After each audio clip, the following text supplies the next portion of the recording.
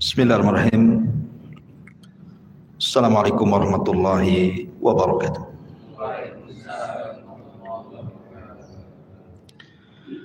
Alhamdulillah wassalatu wassalamu ala Rasulillah wa ala alihi wa sahbihi wa mawalah wa la hawla wa la quwata illa billahi wa ba'du.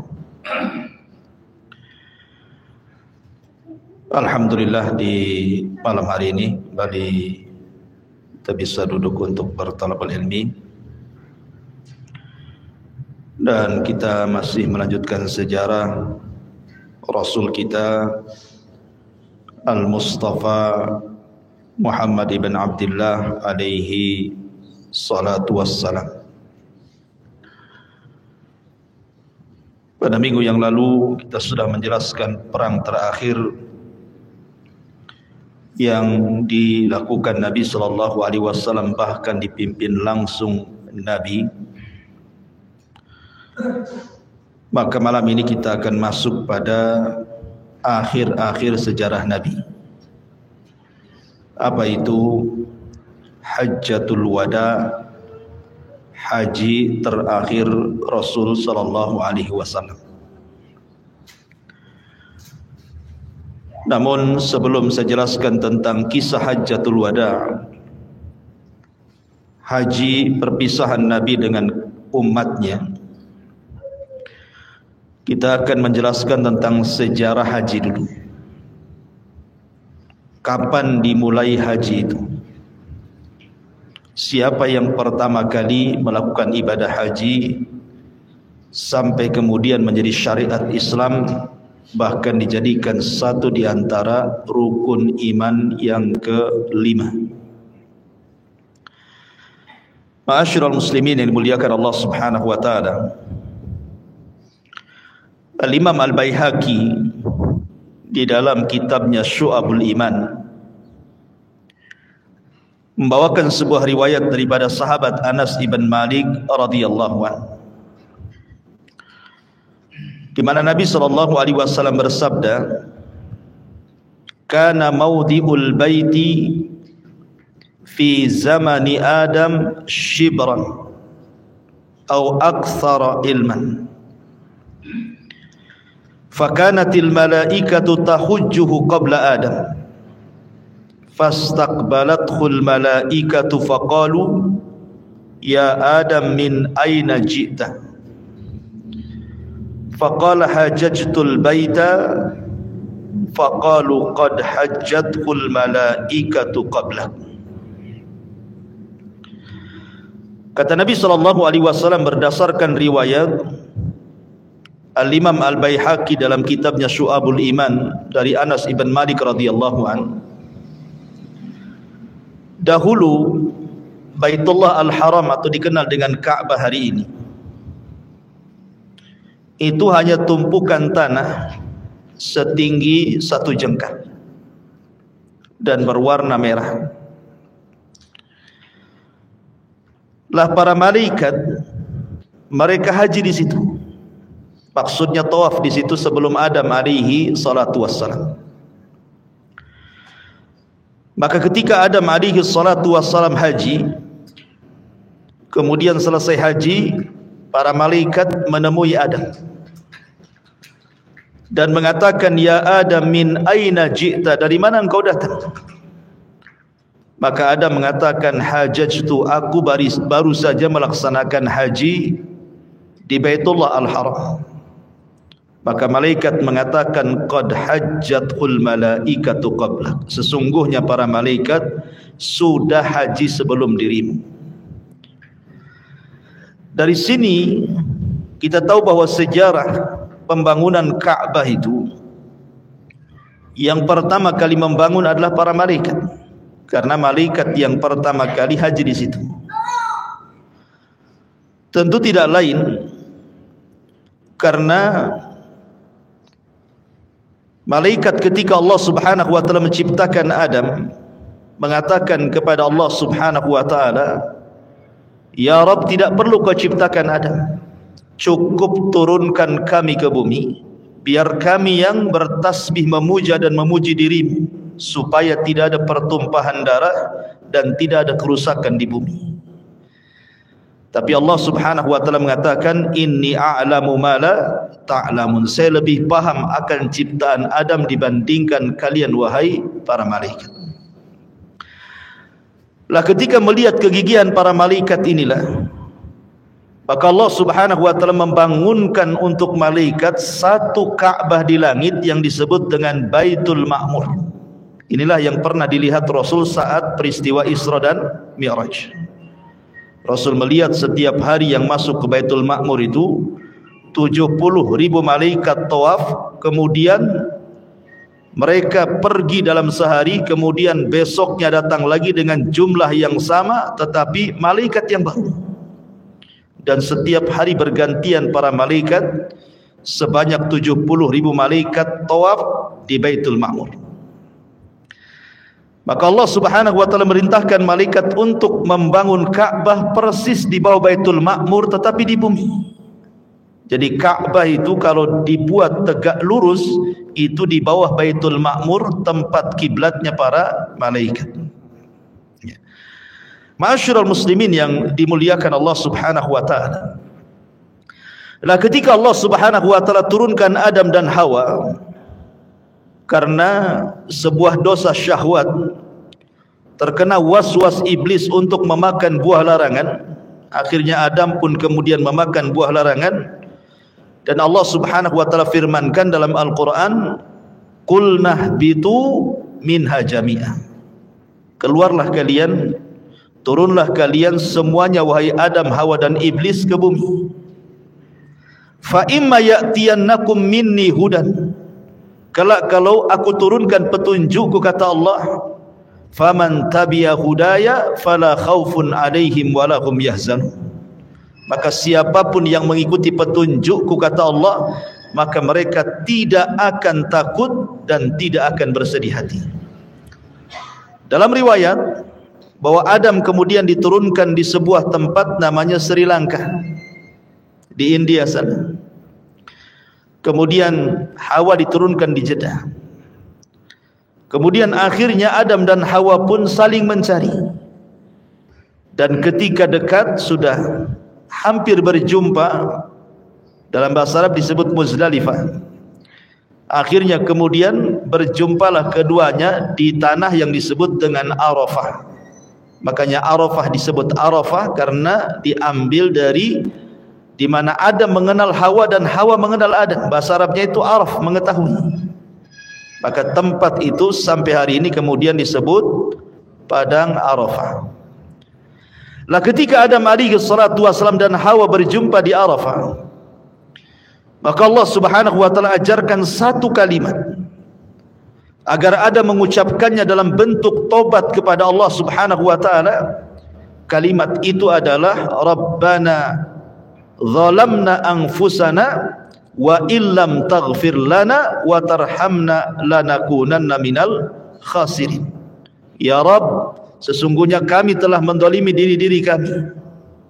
Kalau engkau tidak mengampuni dosa kami dan tidak merahmati kami, tentu kami termasuk orang yang merugi. Ketika keduanya mengucap kalimat ini, maka Allah katakan fatalaqqa adamu mir rabbih kalimatin fataba alaihi innahu huwat tawwabur rahim. Ketika Adam mengucapkan kalimat yang diajarkan Allah ini, maka Allah pun kemudian menerima taubatnya, dan Allah adalah Tawwab, zat yang maha penerima taubat dan juga zat yang maha pengasih. Setelah kemudian Adam alaihi salatu wasallam tidak memiliki dosa, maka Adam kemudian bertolak dari Arafah ke mana? Menuju ke Baitullah Al-Haram. Maka disinilah kemudian Adam alaihi salatu wassalam diperintahkan Allah untuk melakukan ibadah haji.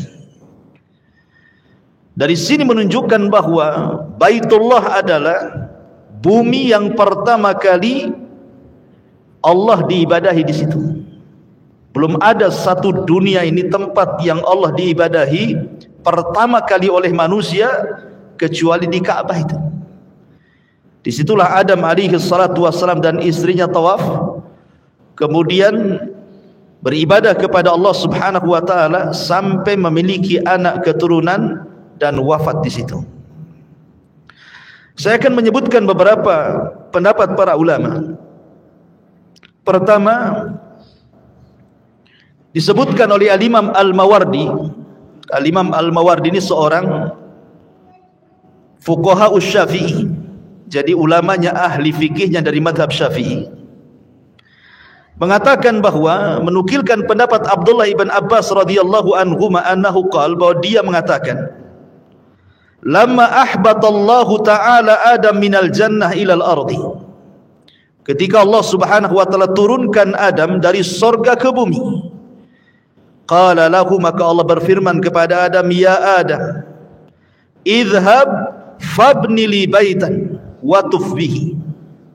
Wahai Adam, buatkan untukku satu rumah ibadah, kata Allah, dan setelah kau buat, tawaflah kau di situ. Wadhkurni, dan ingatlah diriku di sana. Kama ra'aital malaikata tasna'u haula arsy, sebagaimana engkau melihat para malaikat melakukan ibadah di sekitar arasy-Ku. Maka dari sini bahwa manusia yang pertama kali membangun Ka'bah adalah Adam. Kalau dari kalangan malaikat ya tentu para malaikat kan itu.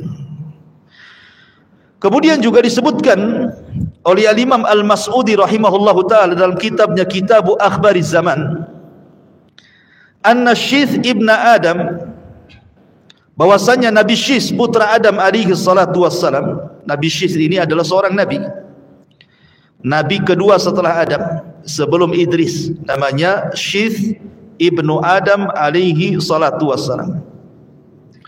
Umira bibina'il baiti, dia diperintahkan untuk membangun al-bait, baitullah. Fabanahu huwa wa waladuhu bil hijarah, maka dia pun membangun dan putranya dengan cara menumpukkan batu-batu di atasnya. Wa umira bil haji wal umrah, maka Syith diperintahkan untuk melaksanakan haji dan umrah. Fakana awal man i'tamar, maka dialah orang yang pertama kali melakukan umrah di permukaan bumi.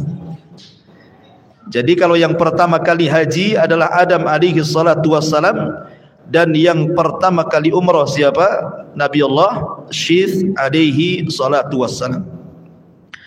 Ma'asyiral muslimin yang dimuliakan Allah Subhanahu wa taala, semua para nabi pernah haji ke Baitullah Al-Haram, kecuali beberapa nabi karena kesibukan mereka menghadapi kaumnya. Dan itu disebutkan dalam beberapa riwayat,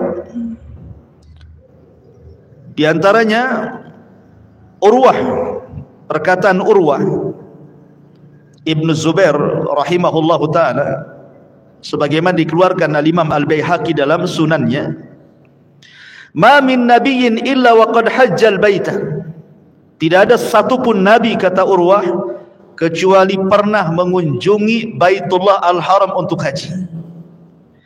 Illa ma kana min Hud wa Saleh, kecuali dua nabi, Nabi Allah Hud dan Nabi Allah Saleh. Walaqad hajjahu Nuhun, dan Nuh pernah melaksanakan haji.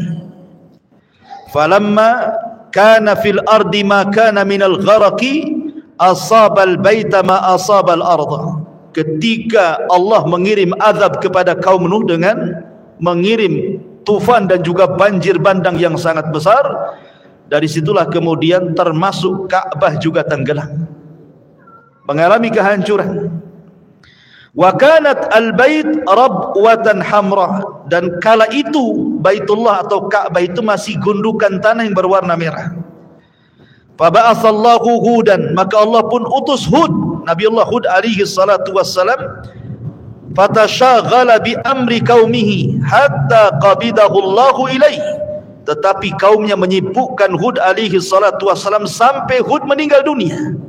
Walam yahujhu hatta mat, dan dia tidak pernah haji sampai dia meninggal. Thumma ba'atsallahu Salihan fataqarrara al-amra ma'ahu aidan, kemudian Allah mengutus Nabi Allah Saleh, rupanya nasib Saleh juga sama dengan Hud, disibukkan dengan kaumnya, sehingga Nabi Allah Saleh pun tidak sempat haji. Padahal dua nabi ini nabi Arab ya. Kita tahu bahwa nabi Arab itu ada 4. Pertama, Nabi Allah Hud diutus kepada kaum Ad, Nabi Saleh diutus kepada kaum Thamud, kemudian Nabi Syuaib diutus kepada kaum Madian, dan Nabi kita Muhammad sallallahu alaihi wasallam diutus kepada seluruh manusia dan jinnya. Artinya sebenarnya Nabi Allah Hud dan juga Saleh itu dekat dengan Ka'bah dibandingkan Nabi-Nabi Bani Israel. Tetapi karena kesibukan keduanya dengan kaumnya yang ingkar luar biasa kepada dua Nabi ini, sehingga Allah tidak takdirkan keduanya berangkat haji. Falamma bawwa'a li Ibrahim makanal baiti hajjahu falam yabqa nabiyyun ba'dahu illa hajjah. Ketika kemudian Allah Subhanahu wa taala memerintahkan Ibrahim untuk membangun Ka'bah, maka tidak ada lagi satupun nabi kecuali pernah haji ke Baitullah Al-Haram dan ditutup dengan kenabian Nabi kita Muhammad sallallahu alaihi wasallam. Dari sini menunjukkan tidak ada satupun nabi kecuali haji kecuali Nabi Allah Hud dan juga Nabi Allah Saleh alaihi salatu wassalam. Ma'asyiral muslimin yang dimuliakan Allah Azza wa Jalla, baik kita akan perjelas tentang hajinya para nabi. Di antaranya adalah Nabi sallallahu alaihi wasallam memperkuat bahwa para nabi itu pernah haji adalah riwayat Abdullah ibn Abbas radhiyallahu anhuma. Jadi ketika Nabi sallallahu alaihi wasallam melaksanakan haji, berangkat bertolak dari Madinah dengan ribuan para sahabatnya pada tahun ke-10 Hijriah. Maka sepanjang jalan Nabi sallallahu alaihi wasallam terkadang melewati lembah-lembah. Di antaranya kata Abdullah ibn Abbas radhiyallahu anhuma, anna Rasulullah sallallahu alaihi wasallam marra biwadil Azraq. Kata Abdullah ibn Abbas radhiyallahu anhuma, Rasul lewat di sebuah lembah Azraq. Faqala, maka Rasul mengatakan, ayyu wadin hadha, ini lembah apa? Faqalu, maka para sahabat mengatakan, hadza wadil Azraq, ini adalah lembah Azraq wahai Rasul. Faqala, maka Rasul mengatakan, ka'anni anzur ila Musa alaihi salam habitan minas thaniyati walahu juwarun ila Allah bitalbiyah. Kenapa wahai Rasul engkau bertanya tentang lembah Azraq ini? Kata Nabi SAW, seolah-olah aku melihat Musa sedang turun dari atas bukit seraya mengumandangkan talbiyah labbaik Allahumma labbaik. Thumma ata ala thaniyatil Harsyah. Kemudian Nabi SAW melewati sebuah bukit namanya Harsyah. Kemudian Rasul mengatakan kepada para sahabatnya, ayu thaniyati hadhi, ini bukit apa namanya? Sahabat mengatakan, thaniyatu Harsyah, ini bukit Harsyah wahai Rasul. Maka Rasul mengatakan, ka'anni anzur ila Yunus ibn Matta alaihi salam ala naqati hamra ja'datin alaihi jubbat. Beliau mengatakan, kenapa engkau bertanya tentang bukit Harsyah ini wahai Rasul? Maka Rasul mengatakan, tidak, seolah-olah aku melihat Nabi Yunus ibn Matta. Dia berada di atas untanya yang berwarna merah dengan menggunakan jubah dari wol, dan yang berwarna merah dengan menggunakan jubah dari wol, dan dia pun mengumandangkan talbiyah labbaik Allahumma labbaik. Dari sini menunjukkan Rasul memperkuat bahwa para nabi mereka datang ke Mekah untuk haji dan mereka mengumandangkan talbiyah labbaik Allahumma labbaik. Ma'asyiral muslimin yang dimuliakan Allah Azza wa Jalla, sedikit saya akan bicara tentang khilaf para ulama, perselisihan para ulama supaya semakin jelas lagi. Sebenarnya binaul Baitil Haram, yang pertama kali membangun Baitullah Al-Haram atau Ka'bah hari ini siapa? Satu pendapat, dan di antara mereka adalah pendapat Al-Imam An-Nawawi, kemudian Al-Imam Al-Azraqi, dan juga Abu Ja'far Al-Baqir mengatakan bahwa yang pertama kali membangun Ka'bah adalah para malaikat. Kenapa demikian?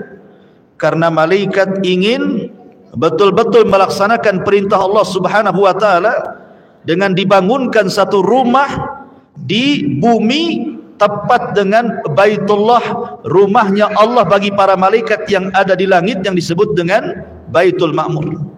Ini satu pendapat. Coba anak-anak itu ya, fokus ini. ditenangkan anak-anak. Kemudian yang kedua, pendapat Al-Imam Atha rahimahullahu taala, pendapat Imam Atha rahimahullahu taala mengatakan bahwa yang pertama kali membangun Al-Bait, maksudnya Al-Ka'bah Baitullah Al-Haram, adalah Nabi Allah Adam alaihi salatu wassalam. Kemudian pendapat yang terakhir adalah pendapat Imam Ibnu Katsir, kemudian Imam Ibnu Taimiyah, kemudian Imam Ibnul Qayyim mengatakan bahwa yang pertama kali membangun adalah Nabi Allah Ibrahim alaihi salatu wassalam. Maksudnya bangunannya, karena dulunya tidak dalam bentuk bangunan, hanya gundukan tanah yang berwarna merah gitu ya. Tetapi yang membangun Ka'bah yang kita saksikan hari ini, baik di YouTube kalau antum melihat ada orang yang sedang haji atau yang pernah haji atau umrah, itu adalah bangunan Ibrahim alaihi salatu wassalam, walaupun pondasinya bukan yang bangun Ibrahim, tapi sudah ada sebelum Ibrahim alaihi salatu wassalam. Dan ini diperkuat dalam firman Allah Subhanahu wa taala, wa idh yarfa'u Ibrahimul qawaida minal baiti wa Ismail.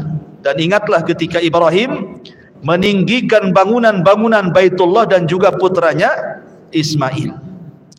Ma'asyiral muslimin yang dimuliakan Allah Subhanahu wa taala. Kemudian saya akan ulas sedikit tentang para nabi yang pernah haji ke Baitullah Al-Haram. Ada 5 nabi saya akan sebutkan. Pertama, Nabi Allah Adam alaihi salatu wassalam. Nabi Allah Adam alaihi salatu wassalam berdasarkan hadis Ibni Abi Labid dari Muhammad ibn Ka'b al-Quradi, dia mengatakan, hajja Adam falakiyathul malaikatu faqalu barri nusukaka ya Adam. Nabi Adam alaihi salatu wassalam haji, kemudian berjumpa dengan para malaikat. Maka malaikat mengatakan, perbaiki manasik hajimu hai Adam. Dari sini menunjukkan bahwa Adam haji. Kemudian yang kedua, Nuh alaihi salatu wassalam berdasarkan hadis Urwah ibn Zubair yang tadi saya katakan, walaqad hajjahu Nuh, dan sungguh Nuh juga pernah haji. Dan itu dikeluarkan oleh Imam Baihaqi dalam sunannya. Kemudian yang ketiga, haji Ibrahim alaihi salatu wassalam bahkan setiap tahun. Sebagaimana diriwayatkan oleh ahli sejarah namanya Ibnu Ishaq rahimahullah ta'ala mengatakan, kana Ibrahimu alaihi salam yahujjuhu kulla sanatin alal burh. Adalah Ibrahim alaihi salatu wassalam setiap tahun dia haji dari Palestina menuju Mekah dengan menunggang burh.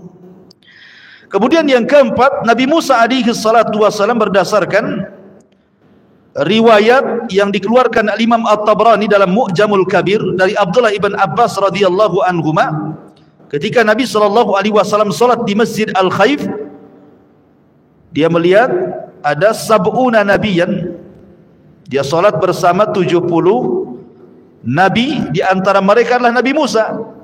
Kemudian Nabi sallallahu alaihi wasallam mengatakan, seolah-olah aku melihat Musa alaihi salatu wasallam. Kemudian dalam riwayat yang tadi saya sebutkan juga seolah-olah Musa turun dari ketinggian kemudian bertalbiyah mengucapkan labbaik Allahumma labbaik. Dan yang kelima, hajinya Isa bin Maryam kapan? Ketika nanti turun di akhir zaman. Nabi sallallahu alaihi wasallam menggambarkan dalam sebuah hadis, walladzi nafsi biyadihi la yuhilanna ibnu Maryam bi fajr rauha hajan au mu'tamiran. Kata Nabi SAW, demi zat yang jiwaku berada di tangannya, sungguh Ibnu Maryam, maksudnya Isa, akan bertalbiyah. Dia melaksanakan haji ataupun umrah. Jadi akhir zaman sebelum wafatnya Isa Ibnu Maryam, maka dia sempat haji. Dan setelah hajinya Isa bin Maryam, tidak ada lagi orang haji. Ketika tidak ada orang lagi haji, maka datanglah pasukan yang dipimpin oleh Dzu Suwaikotaini, kemudian menghancurkan Ka'bah sampai ke dasar bumi dan diambil pembendaharaannya. Dan itu termasuk tanda-tanda kiamat di akhir zaman, di mana tidak ada orang haji, akhirnya Ka'bah pun dihancurkan. Dan kemudian Dzu Suwaikotaini diserang balik oleh orang-orang Himyar Yaman, akhirnya dapat dikalahkan dan dibunuh. Dan ini adalah cerita akhir zaman. Ma'asyiral muslimin yang dimuliakan Allah Azza wa Jalla, ini sejarah haji tempo dulu. Kita masuk pada haji Nabi sallallahu alaihi wasallam yang ini, pembahasan yang kita akan bahas di malam ini. Ma'asyiral muslimin yang dimuliakan Allah Azza wa Jalla, haji dalam Islam itu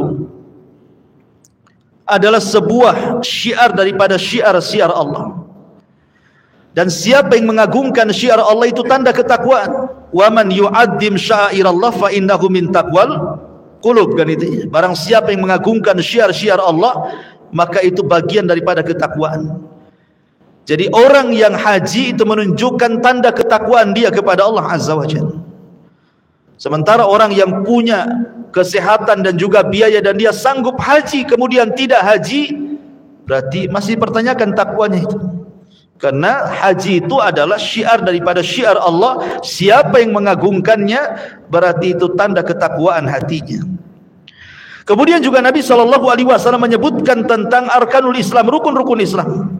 Kata Nabi SAW, bunyal Islam ala khamsin, syahadati an la ilaha illallah wa anna muhammadar rasulullah wa iqamis salati wa ita'iz zakati wa saumi ramadan wa hajjil baiti man istata'a ilaihi sabila.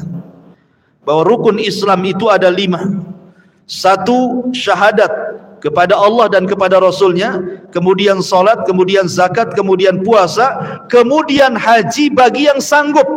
Kenapa ibadah yang lain tidak dikatakan man istata'a ilaihi sabila, bagi yang sanggup dalam perjalanannya? Karena haji itu menggabungkan 2 ibadah, ibadah harta dan ibadah badan. Kalau salat dan puasa ibadah badan, kalau zakat ibadah harta. Kalau haji menggabungkan dua-duanya, ibadah badan dan juga ibadah harta.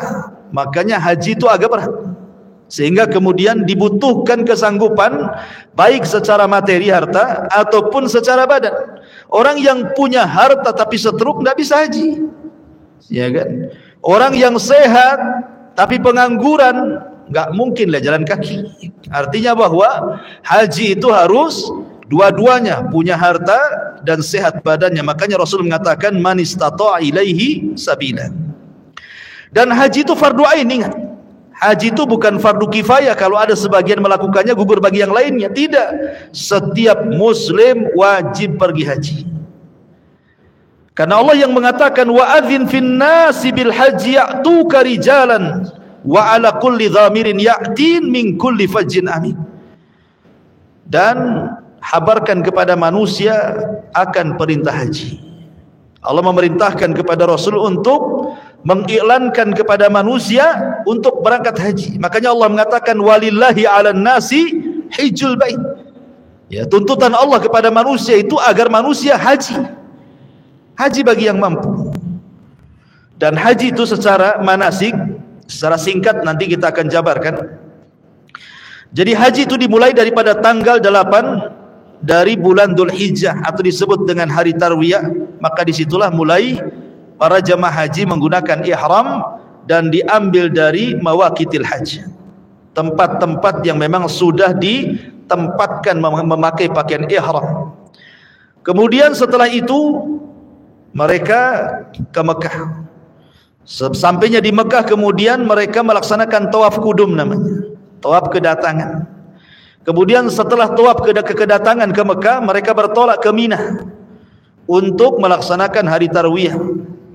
Kemudian setelah itu tanggal 9-nya bertolak ke Arafah untuk melaksanakan hari Arafah. Setelah itu baru kemudian ada lempar jumrah, ada namanya jumrah Aqabah Al-Kubra. Dan itu 3 kali 3 tempat kan, jumrah besar, jumrah tengah dan jumrah kecil gitu ya. Kemudian haji kembali ke Mekah untuk melaksanakan tawaf ifadah. Kemudian kembali ke Mina untuk melaksanakan ayyamut tasyrik. Kemudian haji pun kembali ke Mekah untuk tawaf wada dan meninggalkan Mekah. Jadi haji itu tidak lama, hanya 6 hari. Dimulai tanggal 8, 9, 10, 11, 12 dan 13. Terkadang tanggal 12 sudah pulang 5 hari. Terkadang menyempurnakan sampai tanggal 13, berarti 6 hari. Ada yang 6 hari, ada yang 5 hari. Lalu kenapa kok bisa sampai lama di Mekah Ustaz? Sampai 1 bulan? Lebihnya jalan-jalan. Ya, jalan sana, jalan sini, itu lebihnya. Lebihnya ya tadi ngumpulin air zam-zam, beli jubah, beli tasbih, beli macam-macam ya untuk oleh-oleh, untuk cerita di kampung. Ya. Taib, ikhwatu fiddin, muliakan Allah Azza wa Jalla. Bagaimana kisah Nabi haji? Pada bulan Dzulqa'dah, kita tahu kota Madinah sangat sibuk sekali. Apalagi setelah penaklukan Islam dan kabilah-kabilah Arab, dan berakhir dengan penaklukan kota Mekah. Artinya Madinah dan Mekah itu sudah jadi negeri Islam, dan juga kabilah-kabilah di sekitarnya. Lah Nabi SAW itu pernah akan umrah tapi dihalang-halangi. Tapi kemudian berhasil umrah, yang satu dihalang-halangi dan yang tiga berhasil. Jadi Rasul itu umrah 4 kali, yang satu tidak berhasil tapi niatnya dianggap umrah. Berarti umrahnya 4 kali. Lah Nabi SAW pada tahun ke-10 Hijriah itu berkeinginan untuk haji. Dia rindu untuk melaksanakan haji, dan itulah haji pertama Rasul dan haji terakhir Rasul. Artinya ibadah haji yang dilakukan Rasul itu seumur hidup Rasul cuma 1 kali. Beda dengan solat berkali-kali, beda dengan puasa berkali-kali. Tetapi haji 1 kali maknanya apa? Kalau terjadi perselisihan dalam solat wajar. Rasul solatnya berkali-kali, yang melihat para sahabat pun bukan 1 tetapi ratusan para sahabat, sehingga banyak khilaf dalam masalah solat. Ada yang kadang solatnya di sini gitu, ada yang di dada gitu ya, ada yang irsal begini, ada yang goyang-goyang, ada yang enggak kan gitu ya. Biasalah solat, khilaf dalam solat itu biasa. Karena Rasul melaksanakan solat bukan sekali tapi berkali-kali.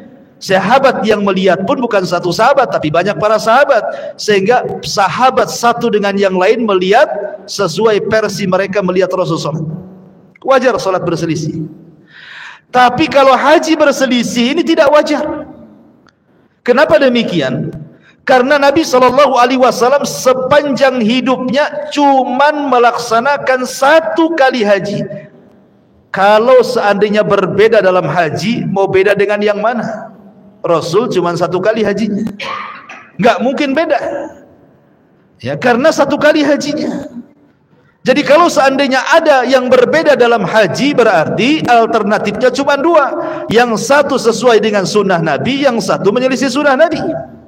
Karena hajinya 1 kali, sehingga tidak akan ada perbedaan. Ya, kalau sekarang umpamanya kita dengar orang-orang Syiah di Iran, mereka mempunyai tempat haji sendiri di Karbala, Irak. Ini sudah menyelisih sunnah. Masa haji ke Karbala, Irak? Haji ke Baitullah Al-Haram lah, ke Mekah. Ya, itu sudah menyelisih sunnah Nabi. Atau contohnya orang-orang kampung itu ya, yang sudah selamatan mau haji, rupanya visa tak keluar.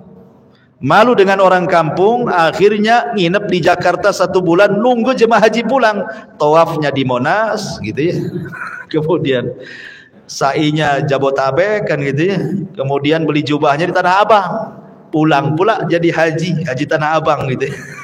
Itu kan tidak bisa juga. Haji ya sudah jelas tempatnya di Mekah sana. Ya kalau nggak dapat haji karena bermasalah visanya atau karena apa-apa, ya bilang saja sama orang kampung, apa masalahnya. Karena niat haji kalau nggak kesampaian, niatnya saja sudah berpahala haji itu. Innamal a'malu binniyat. Amal itu ditentukan niatnya. Kenapa kemudian mesti bingung? Mesti malu kan itu ya. Ma'asyiral muslimin yang dimuliakan Allah Azza wa Jalla. Kembali, jadi pada tanggal 10, pada tahun ke-10 Hijriah, maka Nabi SAW berpesan kepada seluruh kaum muslimin, baik yang ada di Madinah atau di kabilah-kabilah sekitarnya, agar diumumkan Nabi SAW akan bertolak dari Madinah ke Mekah pada hari Sabtu tanggal 26 Dzulqa'dah tahun 10 Hijriah. Maka manusia berkumpul. Maka tepat pada hari Sabtu siang waktu zuhur tanggal 26 Dzulqa'dah tahun 10 Hijriah, Rasul pun sholat zuhur tanpa dijamah, tanpa dikosor, maksudnya 4 rakaat, karena belum safar, masih berada di Madinah, belum ada syariat kosor kan. Jadi kalau antum mau safar masih di Batam, jangan dikosor. Ya, kecuali kalau sudah sampai di Tanjung Pinang, baru dikosor. Jadi di sini Nabi SAW melaksanakan zuhur 4 rakaat. Kemudian setelah itu Nabi SAW bertolak dengan ribuan para sahabat, baik yang bertolak dari Madinah sama-sama ataupun yang berjumpa di jalan kemudian bergabung. Bayangkan ma'asyiral muslimin, berapa jumlah waktu itu. Sampai-sampai para sahabat Rasul menceritakan ketika Rasul berkhutbah saja pada Hajjatul Wada itu, yang haji bersama Rasul itu sekitar 124.000. Itu yang hadir saat Hajjatul Wada itu. Artinya Islam itu sangat berkembang dalam tempo sesingkat-singkatnya. Dalam 23 tahun Rasul berdakwah, 13 tahun di Mekah dan 10 tahun di kota Madinah. Bayangkan ketika haji, nampak tuh umat Islam di hadapan Rasul 124.000 di hadapan Nabi SAW yang ikut bergabung dalam haji itu.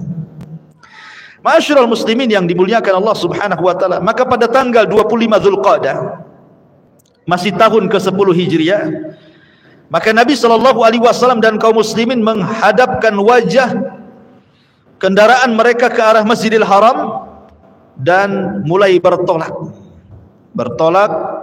dan mengarahkan wajah mereka ke Masjidil Haram, ke Mekah Al-Mukarramah. Lah ketika kemudian tiba di sebuah tempat namanya Al-Baida, Rasul sampai di sebuah tempat namanya Al-Baida dengan pakaian yang sama, ya, kendaraan yang sama, kemudian kepala-kepala yang terbuka di bawah sengatan matahari. Mereka mengenakan sarung dan juga rida, artinya sudah pakai kain ihram tuh. Ya. Maka Nabi SAW mulai bertalbiyah, labbaik Allahumma labbaik, labbaik la syarika laka labbaik, innal hamda wan ni'mata laka wal mulk la syarika lak. Aku penuhi panggilanmu ya Rabb, ya Allah, aku penuhi panggilanmu, aku penuhi panggilanmu, tidak ada sekutu bagimu, sesungguhnya pujian dan kenikmatan itu hanya milik dirimu ya Rabb, begitu juga kerajaan, tidak ada sekutu bagimu ya Rabb. Lah 6 mil, jarak 6 mil dari Mekah itu, tepatnya di Saraf, namanya tempat namanya Saraf itu.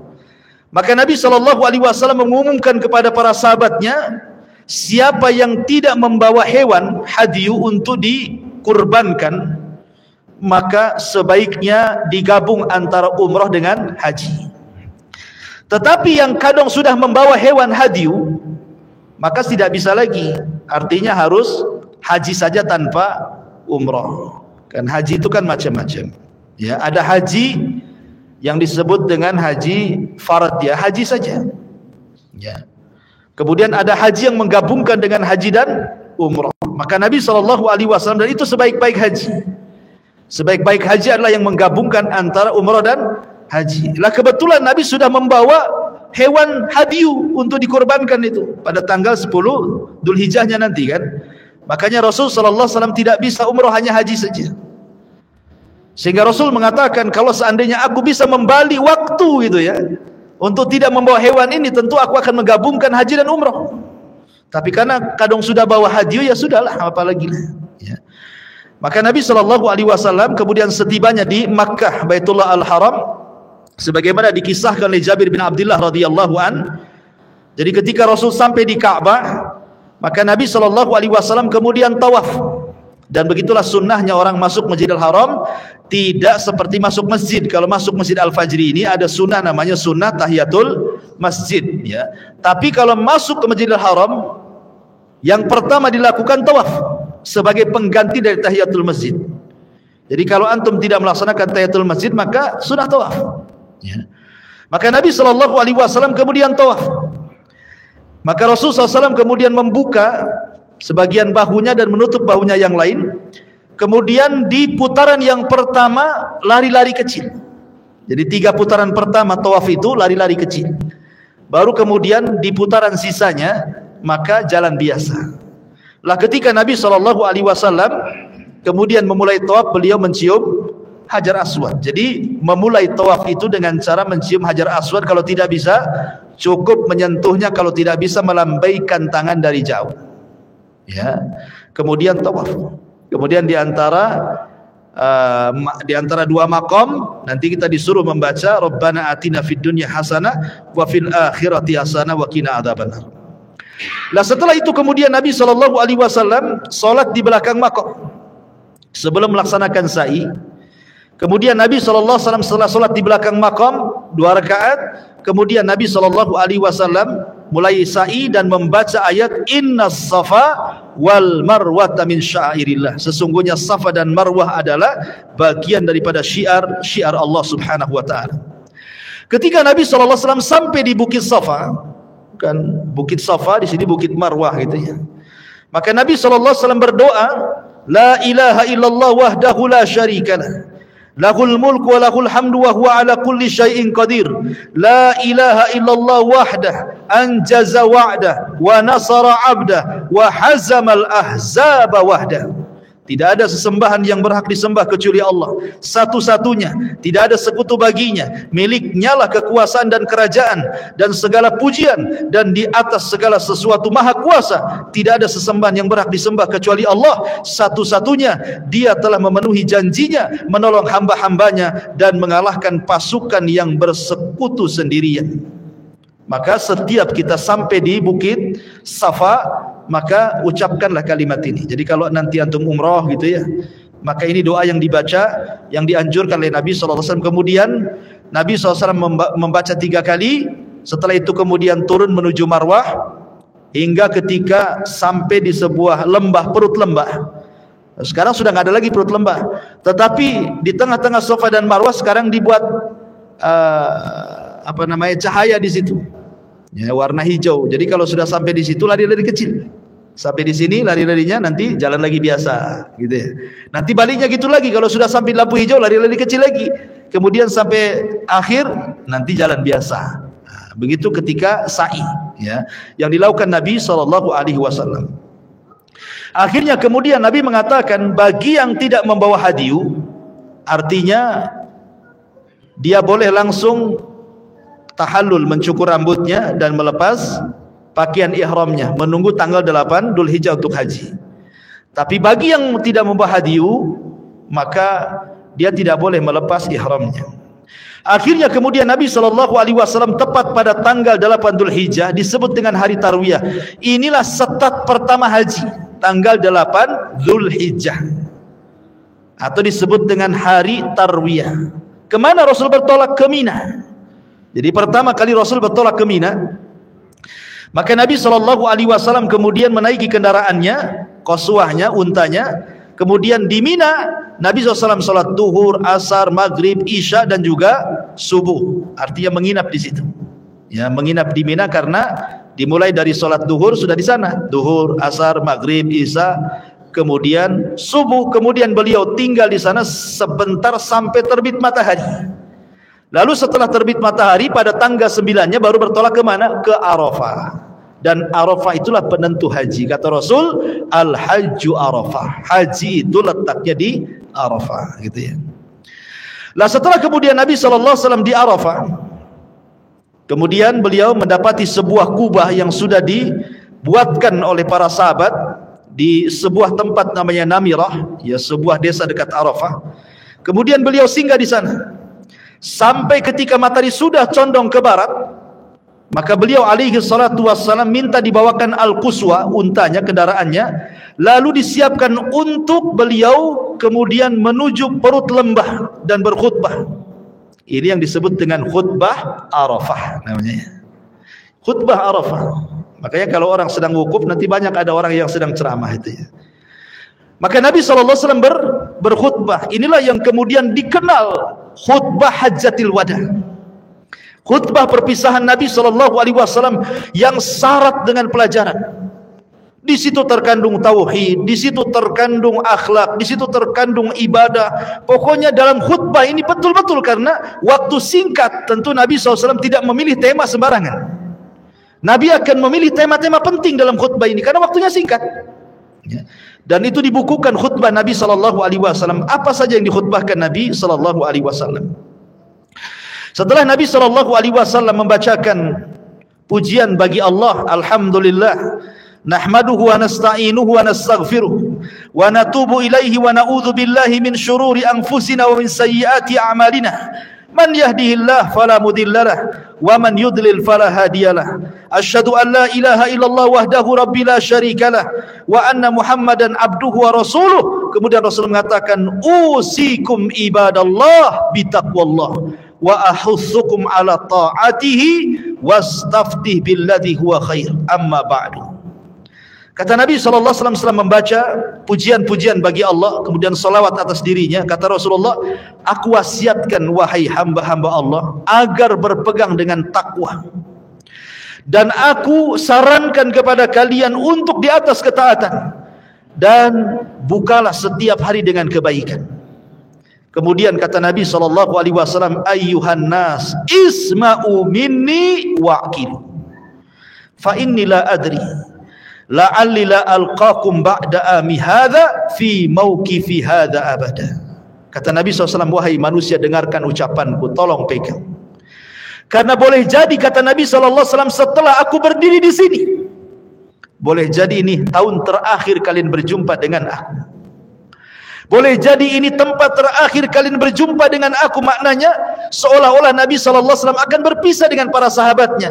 Maka sebab inilah hajinya disebut Hajjatul Wada, haji perpisahan.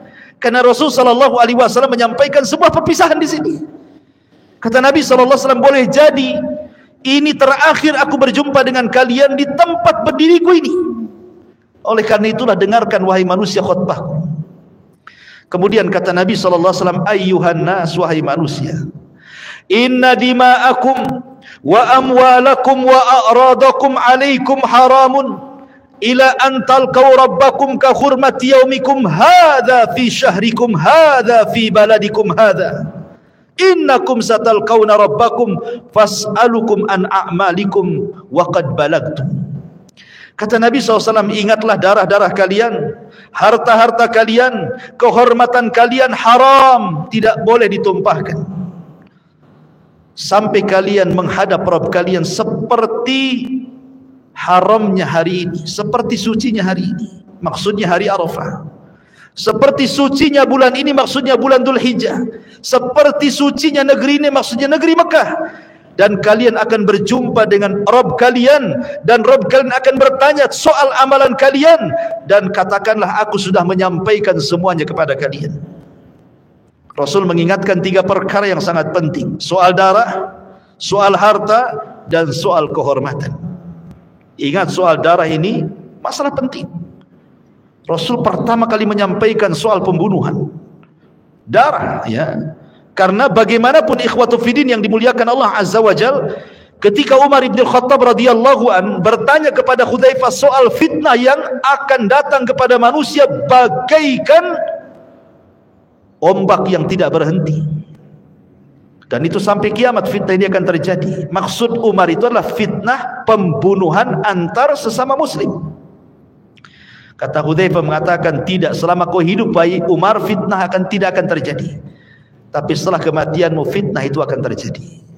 Makanya setelah Umar bin Khattab betul-betul terjadi fitnah perang saudara, di mana yang pertama kali yang menjadi korban siapa? Khalifah Utsman ibn Affan. Dibunuh dan dibantai secara sadis oleh siapa? Kelompok Sabaiyah, orang-orang Khawarij. Orang-orang yang mereka ketika membunuh Utsman bin Affan radhiyallahu an memegang mushaf di kepalanya. Jadi mereka mengalungkan mushaf. Saat membunuh Utsman dia mengatakan, inna hadza amara bihadza, ya, an yadriba bihadza kullaman la yu'minu bihadza, katanya. Sesungguhnya ini maksudnya Al-Quran memerintahkan aku untuk membunuhmu karena engkau tidak beriman dengan Al-Quran. Kurang ajar dia ngomong sama Utsman begitu. Kemudian dibantainya Utsman. Padahal Utsman itu orang yang pertama kali menghatamkan Al-Quran dalam 1 rakaat witir. Coba bayangkan, tidak ada sahabat yang pernah melakukan dalam 1 rakaat witir menghatamkan Quran kecuali Utsman bin Affan radhiyallahu anhu.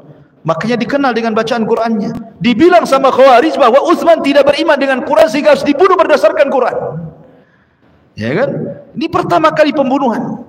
Baru setelah itu terjadi perang antara Muawiyah dengan Ali, antara pasukan Aisyah, Zubair dan juga Tolha melawan pasukan Ali yang disebut dengan perang Jamal. Kemudian setelah itu antara Muawiyah dan Ali disebut perang Siffin. Kemudian setelah itu perang antara Khawarij, antara Ali dan Khawarij yang disebut dengan perang Nahrawan. Kemudian terus peperangan ini akan terjadi, bahkan pembunuhan sesama muslim akan terjadi setiap zaman, apalagi hari ini. Persis yang disabdakan Rasul, orang yang membunuh tidak tahu alasan kenapa dia membunuh, dan orang yang dibunuh lebih bingung kenapa bisa dibunuh.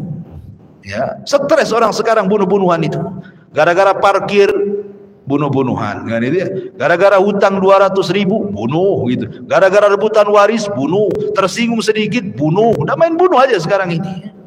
Ya. Kemudian istri sakit hati suami selingkuh bunuh. Hati-hati antum. Ya. Ma'asyiral muslimin yang dimuliakan Allah Azza wa Jalla. Jadi sekarang ini mudah sekali pembunuhan ini. Makanya diingatkan oleh Nabi SAW soal urusan darah. Karena urusan darah ini luar biasa dalam Islam ini. Ya.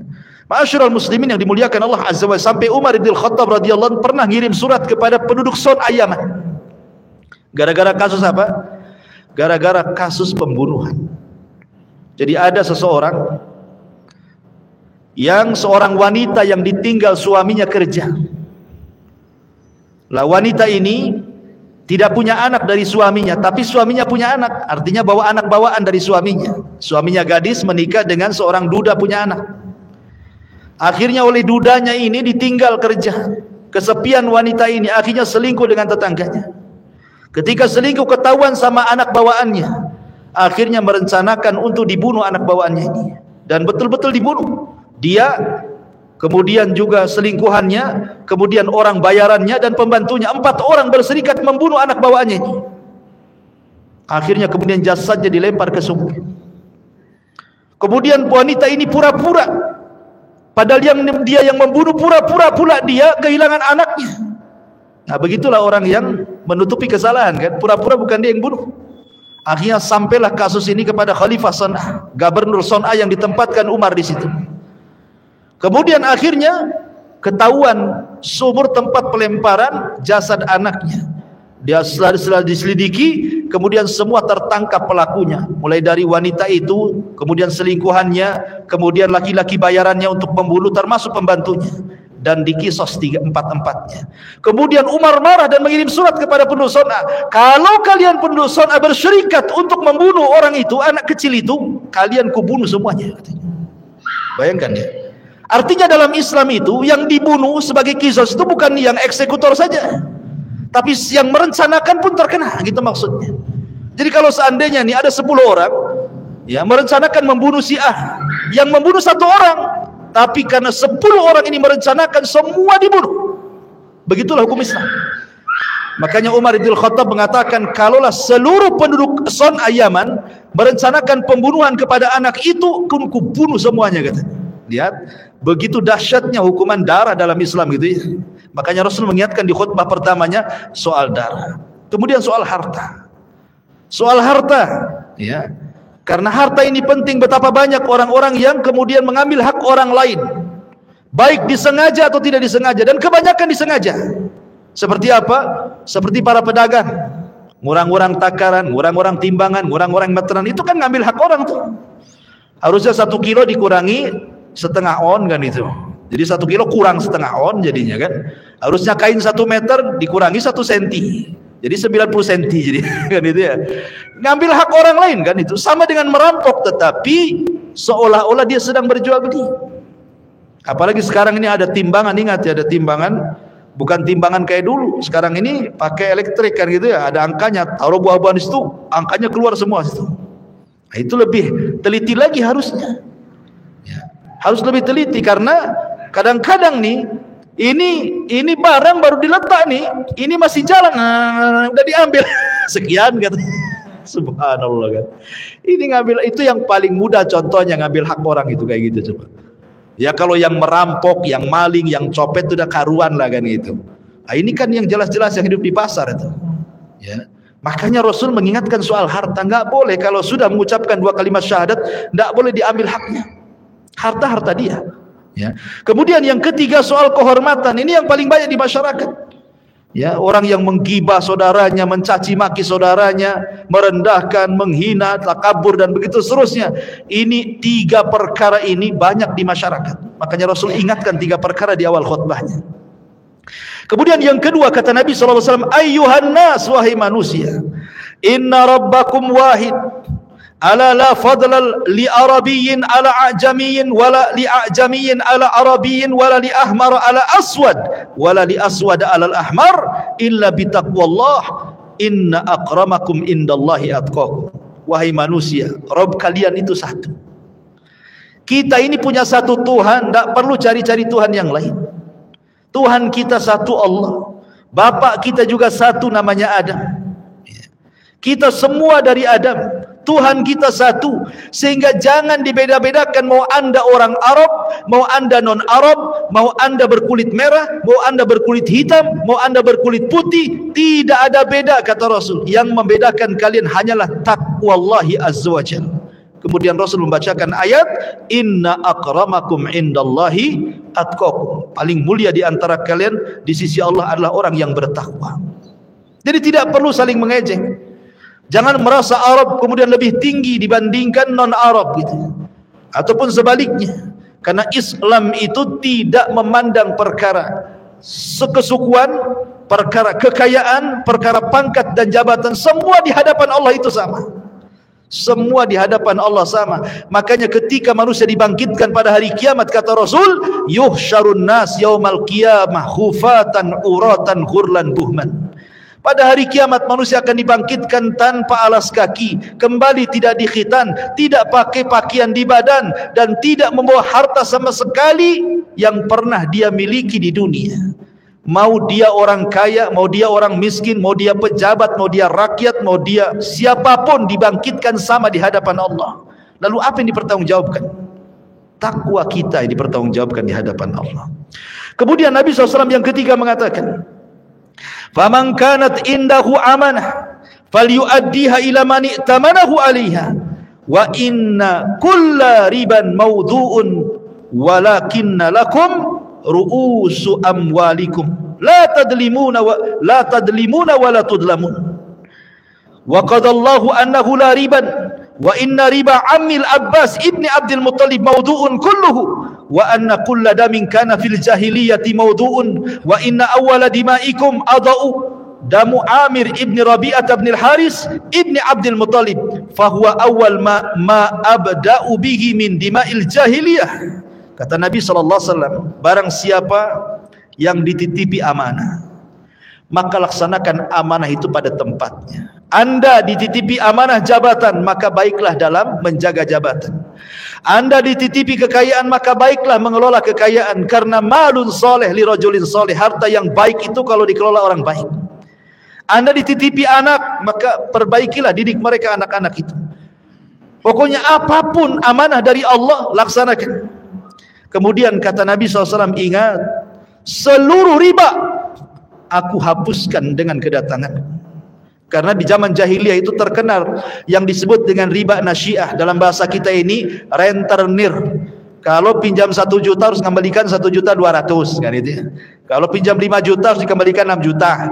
Itu orang-orang jahiliyah seperti itu di zaman Nabi. Maka Rasulullah SAW mengatakan, ingat bahwa kalau kalian pinjam-meminjam, cukup diambil uang pangkalnya saja. Kalau memang meminjamkan 500, diambil 500, jangan dilebihkan, kata Nabi. Kalau minjam 5.000, maka ambil 5.000, jangan dilebihkan. Ambil pokok daripada harta itu saja. Jangan mendolimi dan jangan mau didolimi. Karena Allah Subhanahu wa ta'ala sudah memutuskan bahwa riba dihapuskan, termasuk riba keluargaku sendiri, kata Rasul. Ribanya Abbas ibn Abdul Muttalib, semua ku hapuskan, tidak ada riba. Kenapa Rasul sangat keras masalah riba? Karena riba ini dosanya lebih besar 1 dirham uang riba yang antum makan, lebih besar dosanya dibandingkan 36 berzina dengan wanita pelacur. 1 riba, 1 dirham uang riba itu lebih besar dosanya dibandingkan 36 kali berzina dengan wanita pelacur. Naudzubillah. Sementara riba zaman sekarang ini sudah menyebar di mana-mana. Di tiang listrik ada riba, di pohon mangga ada riba, di pagar rumah ada riba. Silahkan pinjam dengan bunga kecil katanya, tempel di tiang listrik, ya, tempel di pagar, tempel di pohon pisang. Jadi semua ada riba. Pohon pisang ada riba, pohon mangga ada riba, di pagar ada riba, semua di riba. Di masjid pun di temboknya ada riba. Silahkan ya pinjam dengan bunga sedikit, syaratnya KTP saja kan. Subhanallah kan. Memang riba di luar biasa ya. Makanya dari 14 abad yang silam Rasul sudah wanti-wanti soal riba ini. Ya. Kemudian juga kata Nabi SAW, dan juga soal urusan darah. Maksudnya dendam kesumat ala jahiliyah, aku hapuskan.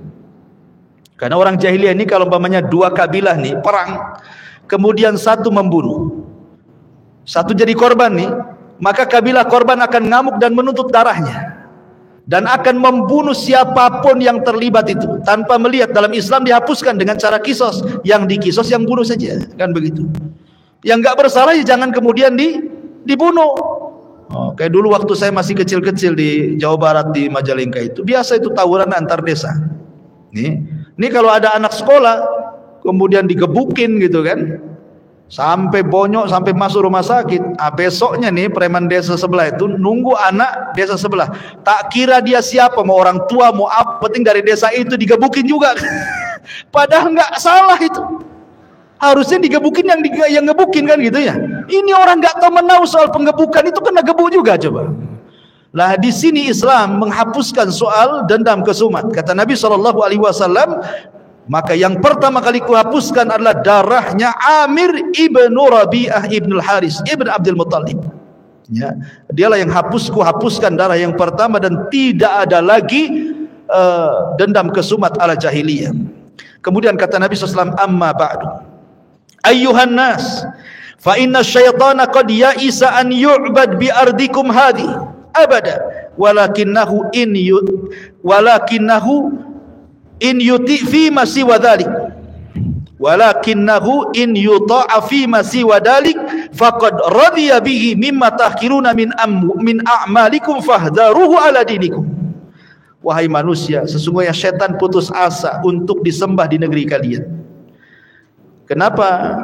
Karena orang kalau sudah tauhid tidak mungkin nyembah berhala. Orang kalau sudah muslim tidak mungkin datang lagi ke berhala, kan begitu. Jadi setan putus asa untuk supaya disembah lagi kayak dulu ya. Tapi setan itu punya perangkap dengan cara apa? Tapi setan suka kalau ditaati selain daripada itu. Dengan cara apa? Mimma tahkiruna min a'malikum, di mana kalian meremehkan amalan-amalan yang diperintahkan kepada kalian.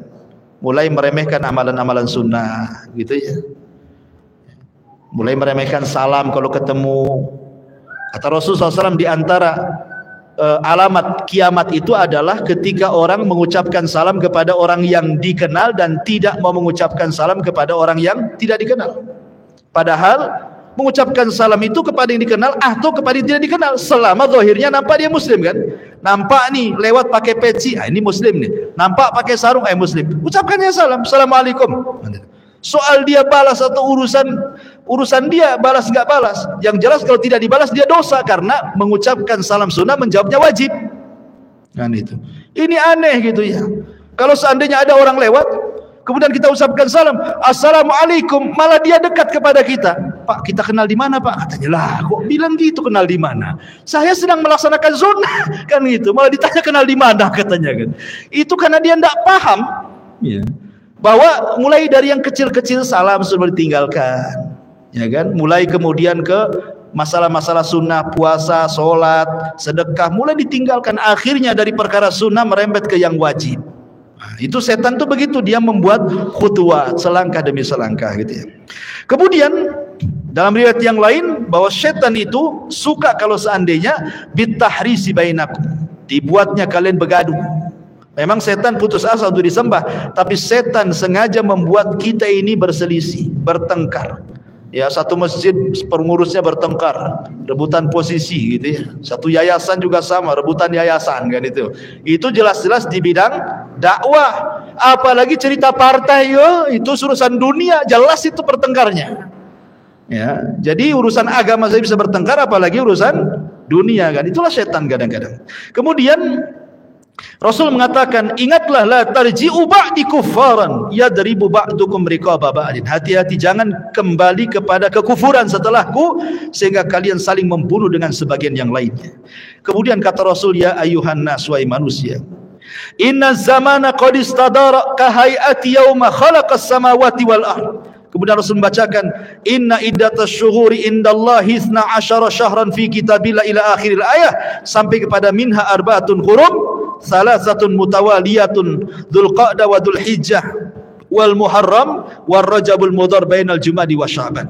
Kata Nabi SAW, ingatlah bahwa zaman itu berputar.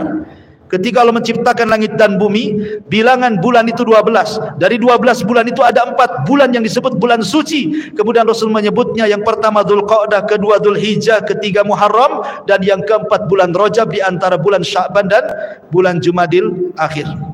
Taib, kemudian Nabi mengatakan, amma ba'du ayyuhan nas. Mulai Rasul mengingatkan soal keluarga. Ingat, Nabi mulai mengingatkan soal keluarga. Kenapa? Karena ingat bahwa terbentuknya masyarakat yang baik itu dimulai dari keluarga yang baik. Kalau keluarga baik, insya Allah masyarakatnya baik. Tapi kalau keluarga tidak baik, masyarakatnya tidak akan baik. Karena masyarakat itu muncul dari keluarga. Bangsa yang baik itu kalau masyarakatnya baik, dan masyarakat yang baik kalau keluarganya baik. Maka Rasul mulai dari yang kecil, karena keluarga itu miniatur negara masalahnya.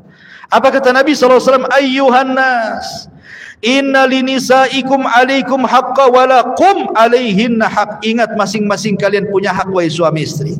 Istri punya tuntutan kepada kalian, kalian pun suami punya tuntutan kepada istri. Apa tuntutannya? Kemudian Rasul mengatakan, lakum alaihinna alla yuti'na furushakum ghairakum wala yudkhilanna ahadan takrahunahu buyutakum wala ya'tina bifahishatin fa in fa'alna fa innallaha qad adina lakum an tahjuruhunna fil madaji wa tadribuhunna darban ghaira mubarrihin fa in intahayna falahunna rizquhunna wa kiswatuhunna bil ma'ruf wastawsu binisa'i khaira fa innahunna indakum awanun la yamlikuna li anfusihim syai'a wa innakum innama akhadtumuhunna bi amanatillah wastahlaltum furujahunna bi kalimatillah fa'kilu. Ya, kata Nabi SAW, ingatlah hak kalian kepada wanita-wanita kalian. Jangan sampai kemudian mereka, para wanita itu, para istri-istri itu, memasukkan orang yang tidak disukai suami. Siapapun tidak boleh, mau laki-laki mau perempuan, jangan dimasukkan ke rumah kalau tanpa izin suami. Karena kebanyakan istri-istri zaman sekarang ini kan, suami pergi kerja dari pagi, dia tahu pulang sore kan gitu ya. Oh, hura-hura tuh sama tetangganya, masak-masak ini itu, pulang udah habis semua bumbunya. Gitu. Jadi harus izin dulu. Ini yang jelas-jelas tidak ada hubungan dengan selingkuh, apalagi memasukkan laki-laki ke dalam. Karena di zaman sekarang ini pasar itu makin dekat. Sekarang main COD saja. Jangan masukkan orang-orang yang sedang ngantar barang itu kecuali di depan pintu saja. Ya. Jangan Pak suruh masuk, bahaya. Ya. Nanti cocok bayar, tak cocok viral nanti kan. Nggak bisa, kalau nggak ada suami ya cukup di pintu saja. Ya. Jadi harus begitu, jangan memasukkan, karena itu namanya kerajaan suami. Rumah itu kerajaan suami, tetap harus izin sama suami. Bang, boleh nggak ini saya bawa kawan ke rumah, kan gitu. Ya. Kemudian kata Nabi SAW, dan jangan pula wanita itu an ya'tina bi fahishatin, melakukan sebuah fahisyah, perselingkuhan. Dalam bahasa Quran itu disebut nusus. Nusus itu artinya merasa tinggi dibandingkan suaminya. Mungkin karena dia gajinya lebih besar, suaminya lebih kecil. Ataupun pendidikannya dia S1, suaminya pula SD tak khatam. Gitu ya. Atau umpamanya istrinya cantik, suaminya jelek kali, umpamanya kan. Jadi akhirnya dia tarofu, mengangkat dirinya di hadapan suaminya, suka teriak-teriak, merintah-merintah, nyuruh-nyuruh. Emang siapa dia kan itu? Sehebat apapun wanita di rumah itu, tetap Anda istri. Jangan tonjolkan titel di rumah itu, ya. Tapi tunjukkan Anda ini istri, tunduk pada suami, itu saja. Setelah tunduk kepada Allah. Ya. Makanya kemudian kalau seandainya istri itu melakukan perkara-perkara seperti itu, apa kewajiban suami? Pertama, nasihati. Suami jangan diam saja. Kalau istri berbuat maksiat jangan diam saja. Istri ini sedang gibah sama kawannya atau datang cerita gibahnya sama antum. Antum kasih nasihat, jangan lagi ngobrol sama dia. Kalau enggak jangan ngobrol sama dia lagi. Kalau gibah cepat balik. Gitu. Jangan pula antum yang mancing gibah. Ngomong apa tetangga tadi sama kamu? Oh begini. Asik juga, apalagi dia. Ini mancing dia ngomongin gibah. Jangan pula antum pancing dia. Antum larang dan tidak perlu tahu topiknya seperti apa. Ya, karena mendengarkan ghibah itu sama dengan dosa ghibah, ikhwan. Ya. Jadi ma'asyiral muslimin yang dimuliakan Allah Azza wa Jalla, nasihati. Kalau tidak bisa pisah ranjang. Pisah ranjang, karena wanita yang berakal itu kalau dipisah ranjang sakit hati. Merasa merana, dicuekin sama suaminya. Itu kalau berakal. Cuma wanita di zaman sekarang ini jarang sedikit akalnya. Ya kan, suaminya munggungi, nggak peduli amat gitu. Kalau bisa, bang tidur di sofa sana aja, ngapain mbak di sini gitu. Diusirnya suami. Bahkan kalau malam telat kunci pintunya, ya kan, jendelanya di pintu, sampai ventilasinya ditutup koran, nggak boleh suaminya masuk gitu. Intinya bahwa kalau tidak bisa pisah ranjang, kalau tidak bisa juga kata Nabi SAW, maka boleh memukul tanpa ada bekas. Pukul dengan bantal gitu ya. Jangan pegang sapu, kasihan. Artinya pukul itu hanya sekedar formalitas bahwa suami sudah di atas puncak kemarahan. Artinya sudah nggak bisa lagi dilangsungkan pernikahan. Jadi suami sudah berhak menceraikan kalau setelah memukul tuh. Ya. Kalau masih tetap ingin diupayakan, maka boleh yang keempat dengan cara didamaikan. Kirim keluarga suami, kirim keluarga istri, berdamai. Kalau ada jalan keluar, alhamdulillah. Kalau tidak ada, ya sudah, membuka jodohnya. Tetapi kata Nabi SAW, kalau seandainya sudah akur dan istri sudah minta maaf, maka kalian tetap wajib memberikan rizki kepada mereka, memberikan pakaian kepada mereka. Maknanya di sini, kalau seorang wanita kemudian nusus, melakukan kekerasan dalam rumah tangga dengan menyombongkan, nggak apa-apa, antum nggak kasih duit, nggak apa-apa. Ya, sampai dia kemudian kembali kepada kodratnya selaku istri. Ya. Karena imbalan daripada istri itu melaksanakan hak, makanya kita kasih uang belanja, kasih pakaian yang sopan gitu ya, kasih tempat tinggal kan. Kalau mereka tidak melaksanakan itu, maka kita boleh menghentikan tuh. Ya.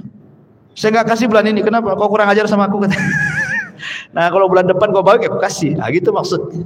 Ya. Karena di sini Rasul yang mengatakan, fa inin tahaina, kalau mereka tobat, si istri ini tobat, falahunna rizquhunna wa qiswatuna, maka kembali kau kasih rizki mereka, kasih pakaian mereka lagi dengan baik.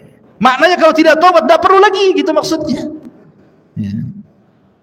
Masalahnya istri tahu di mana nyimpan uang antum. Gitu ya. Taib. Kemudian Nabi SAW mengatakan, wa innakum innama akhadtumuhunna bi amanatillah wastahlaltum furujahunna bi kalimatillahi faqilu. Engkau mengambil istri kalian itu dengan amanah dari Allah, dan kau halalkan kemaluan istri itu dengan kalimat-kalimat yang Allah ajarkan kepada kita. Artinya jangan sampai mengambil anak orang yang dulunya di rumah dia punya kamar yang bagus, dikasih makan yang layak oleh bapaknya, disekolahkan yang layak, tiba-tiba antum ambil dipindah ke rumah antum, makan mie goreng hari-hari kan itu. Padahal di rumahnya macam-macam makanan. Ya, pakaian pun tidak dia dibelikan, bakhil antum sama dia. Enggak layak minum, enggak layak makan, enggak layak pakaian, enggak layak. Jangan seperti itu maksudnya.